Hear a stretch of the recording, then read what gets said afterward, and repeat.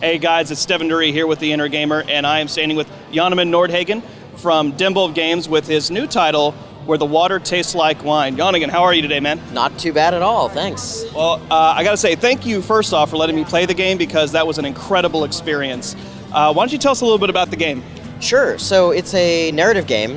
You play this figure, sort of a personification of the idea of folklore. You're wandering the United States, collecting these stories, sort of the seeds of stories, and bringing them around, spreading them around so that they grow into wilder, more fantastical tales. But your real job is actually to find and meet these 16 different characters who are scattered over the United States, and sort of trade your stories with them, hear about their lives, and sort of gain their trust and see their true selves.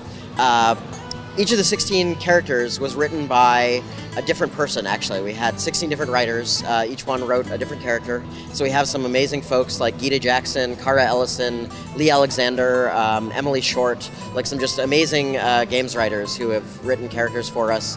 All sorts of people from like union coal miners to migrant workers to the blues guitarist that you saw in the demo, kids that have been kicked out of home to wander the United States on the rails, things like that. Well, it was a very exciting experience. I say exciting, it was very immersive just from the get-go. I put the headphones on, the music kicked on, I felt like I was instantly transported to the Deep South, where I hear all the banjo music playing and just the downtroddenness feeling of the Deep South during the Depression era. How long would you say that you guys really worked on setting that mood from the idea of conception into where it's at now? It definitely started right away with that mood. The idea of this game came out of sort of the world and the feeling of like American roots music, bluegrass, blues, things like that.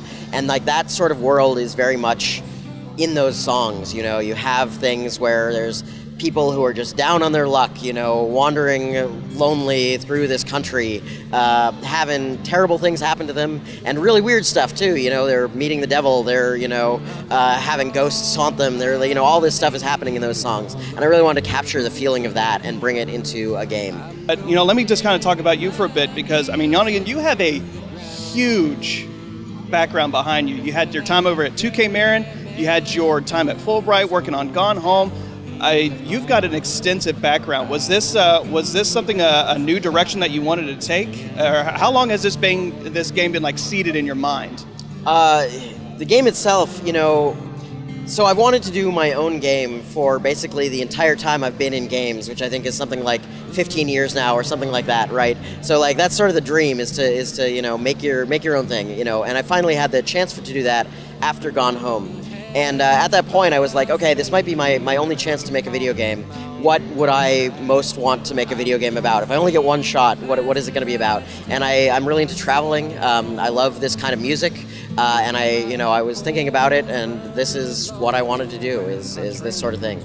Well, I can definitely say, like, the critical reviews that you hear about games like Gone Home have always been about how deep, and it's a very dark story. Then you have the surface story between Kate and her sister, and then you dig down a little bit more and you find out more about the family. When you think about developing characters, is that something that you find to be most important, is do characters first and then look at atmosphere and aesthetics and music later, or is there something different that you look at?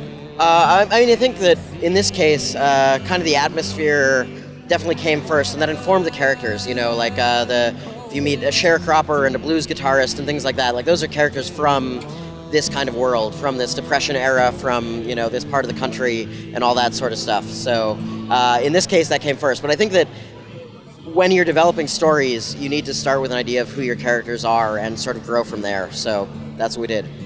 Well, it's very well executed so far. So people who are going to be looking to play this game, which should be everyone, where can we find it? Well, it's not out yet, but it'll be out later this year. It'll be on Steam and itch.io and all the normal PC platforms, and then it'll be coming to Xbox One and PS4 sometime later. All right, so we'll be expecting to play it this year, and I'm sure we'll be some of the first ones to download it. Johnnemann, thank you so much for taking the time with us. We'll catch you guys later.